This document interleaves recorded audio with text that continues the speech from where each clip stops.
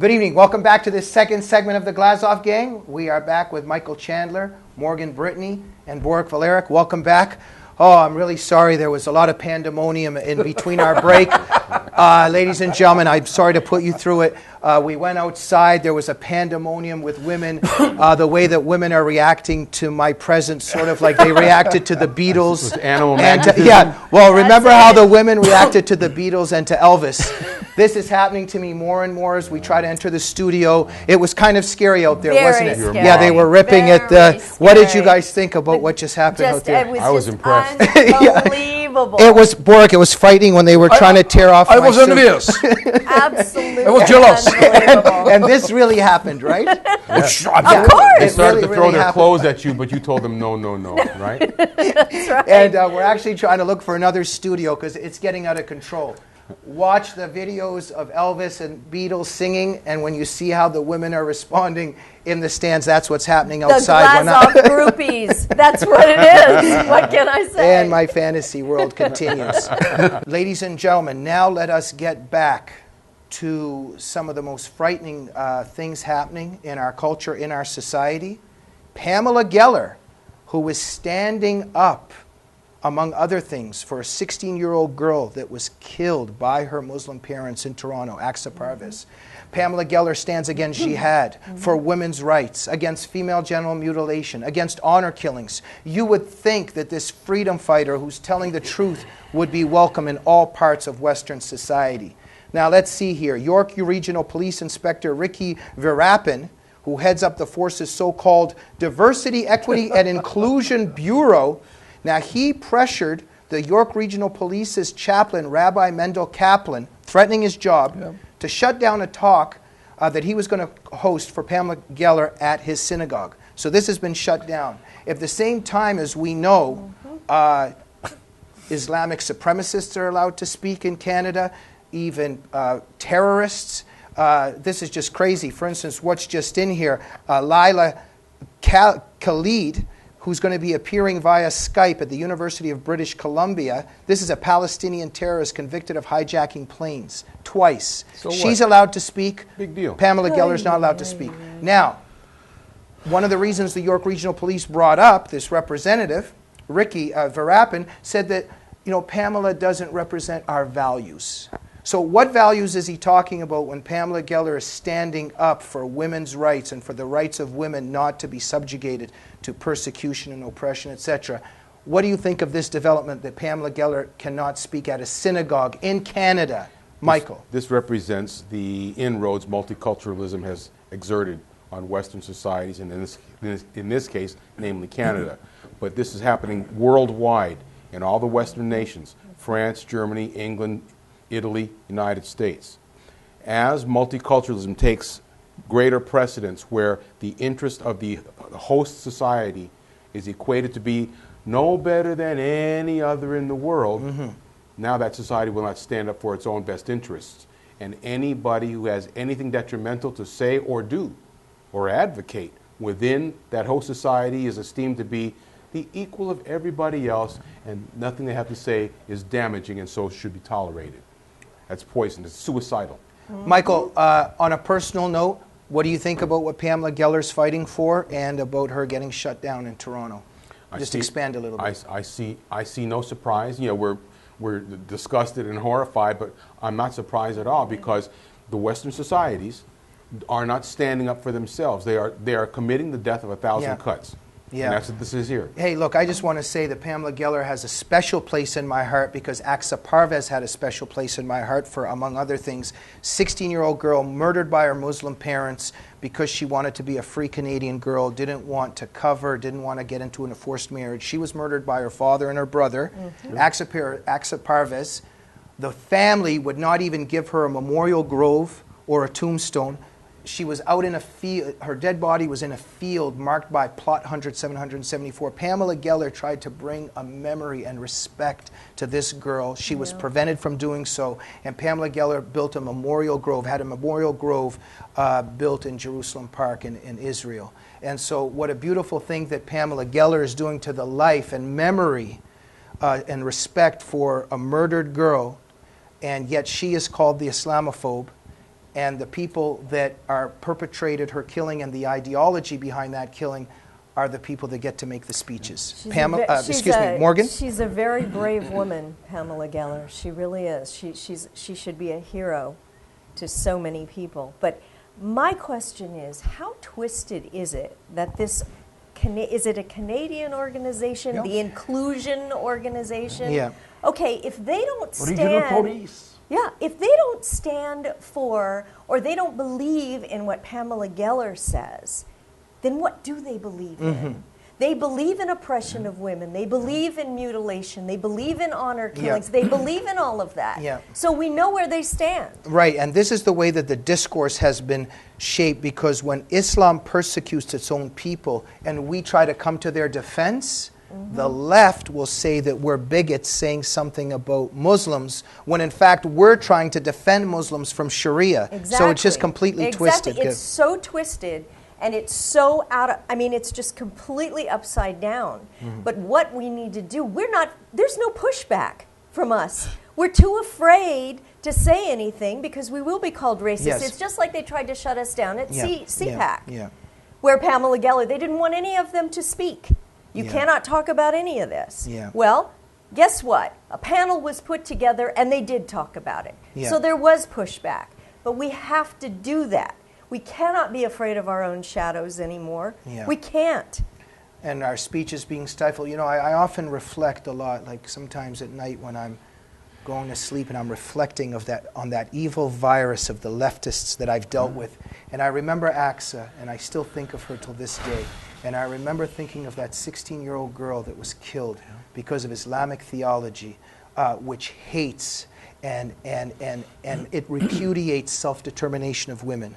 And she tried to be free, and she was murdered. And when I say to a leftist something about Aqsa Parvez, their first reaction is, "Oh, Glazov, not all Muslims do that." It's very interesting. It's very interesting that their first reaction is never, "Who was Aqsa? What happened That's to right. her? It's Why? defensive. Who was she?" It's- But yeah. it's never about the person and their suffering. It's always about them and their idea That's right. of perfection on earth. And these know. people don't fit. Borek? Now, when a police tells a rabbi who can or cannot speak in his synagogue, Yeah, where are we? Soviet Union? that's right. Communist Czechoslovakia? Nazi Germany? That's right.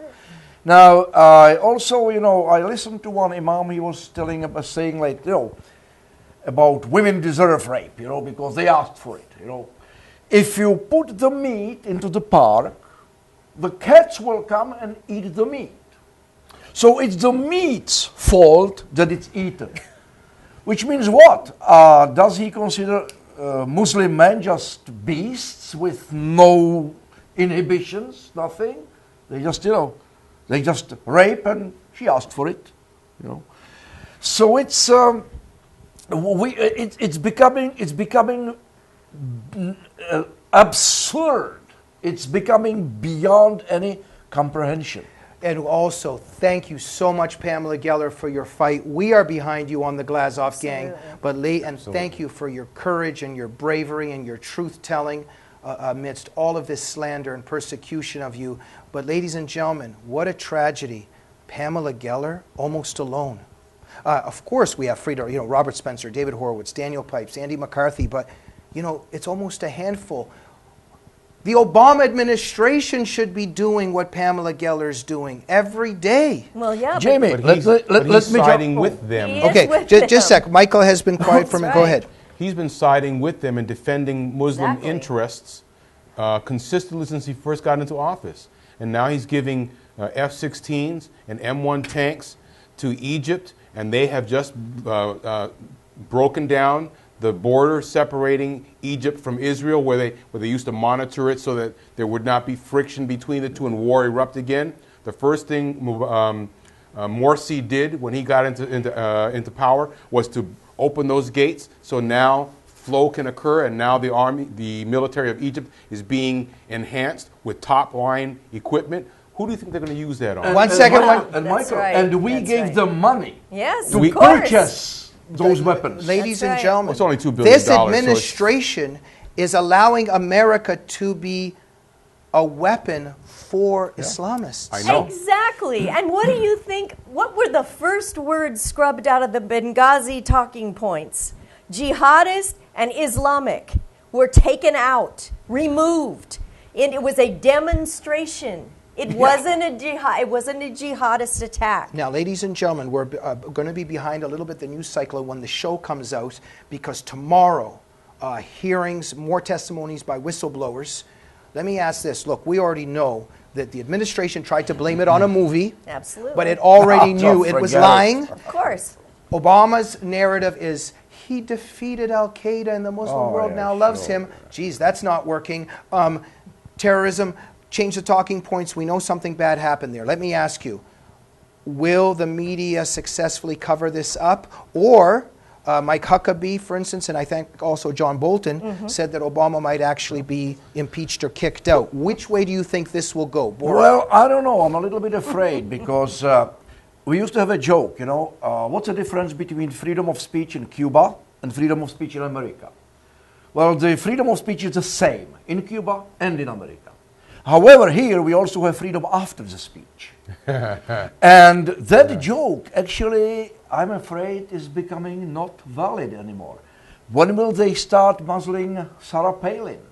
No. Why did Glenn Beck leave Fox, actually? Does anybody know? Thank you. We're it's on the about same character page. assassination. I want to move on to a couple issues with the little time we have left. Borek, what will be the fallout of Benghazi? Simply, I mean, the whistleblowers, everything that's coming out, I think it's going to be proven that there were lies and cover-ups, and Obama lied and Americans died. Will this matter in terms of the left being able to suppress it? Will John Boehner be capable of leading the charge? I don't think so. Well, in the media's mind, it will be, what difference does it make? Yeah. Okay? That's the way the media is going to spin it. It was a long time ago, Jay Carney That said. was also yesterday. Yeah. But this is much more serious than Of course Watergate. it is. Of course it is. Jamie, let me inject one thing which we didn't know. There are 4 dead Americans, right? Yes. Today I actually learned there are other people who are still recuperating in hospitals because they lost limbs in that attack. That's been known. That's We- been known all along. Yeah. But we never will give them Never any were told casualties. it. Your thoughts? Never Okay, told it. so what do you think of the fallout here and what will happen? Be a little bit of a prophet for us. Part of the fall is going to be they're going to try to find ways to shift blame. They're not going to want to let blame fall where it should, which That's is right. if the president is the president and the buck stops there, That's right. they're going to have to go through a timeline. When did he first learn Where was he? about this Yeah. terrible event, Yep. and what did he do about it? I would remind you that all these embassies and consulates have a panic button, that when they are under duress, they press this button and response forces come to relieve them. I will bet you $1 that they were pressing that button, say, help, help, help, send help You know now. they were. You know what? You You know know they what? were. But they're I'm gonna try just to shift the blame. disgusted when I see the President of the United States standing there and going, there was this disgusting movie. Exactly. And he knows the whole It's a lie. time So did that it's a Hillary. lie and that Yes. that there is an evil ideology killing Americans, and he's playing this game. This is just frightening who we have in power. We just have a couple minutes left. I want to end with this theme quickly. Michael, you are a former military man. Talk a little bit about how the military ethic is kind of declining, what's happening with it to end the show. Well, one thing, going back to Benghazi, the military has a credo where we leave no one behind. Okay? I was not a combat soldier. I don't want to mislead anybody or inflate my credentials in any way.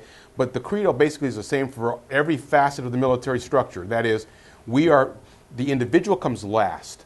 The unit and its goal comes first. Okay. Okay? So these guys are essentially an offshoot of the military. When they cry for help, we move heaven and earth to make something happen to relieve them. I raised the concept of the MEU, the Marine Expeditionary Units. Okay? What they are, they're on what are called LPDs, Landing Platform Dock. It's a ship that carries helicopters, Ospreys, jump jets, and they are able to do a quick response. And the point I make with that is, think of the Mediterranean Ocean on the north side, or think of the Persian Gulf off to the east. East. Both of those arenas have ships like that on station. Also Italy with Sigonella and Aviano Air Base. They are very close. You cannot tell me that there was no American military asset even remotely it's a disaster. Yeah. We are out of They're time. lying. Please, They're under lying. 30 seconds, Morgan. Okay, just bear this in mind. Hillary Clinton looked in the eye of the dead ambassador's mother and told her, "I'm so very sorry." This is the woman that we want as our next these president? are just scoundrels. Seriously? And leftists always sacrifice humanity on the altar of their utopian ideals. Borek, very briefly, please. Oh, what will be on the news tomorrow? What is that? Jodi Arias? Jodi Arias trial. Those three girls who were found after 10 years of enslavement? Yes. That will be on the news. Yes, and now just wait, and it should be on the news. It's a big story and a tragedy and etc., but you're saying that not to cover up other big news. Benghazi will be a footnote. Ladies and gentlemen, we are out of time. Let us leave with this, please, 10 seconds each. In your careers and lives, many successes, and then the pinnacle, you're on the Glazov gang. Yay! A quick comment about that pinnacle of your life tonight? Oh, this has been a fine new experience for me, and I'm enjoying myself. Okay, Thank you for Morgan, having me. this is the peak of your career? I cannot tell you, how could I want for more? Look at these two guys. Even more important And than Dallas in some ways, to be on And the Glazov. more important than Dallas. Borek? Oh, I'm enjoying my 15 minutes of fame. Thank you, Andy Warhol. What people have to do to get back on the Glazov gang. Join us next week. Good night.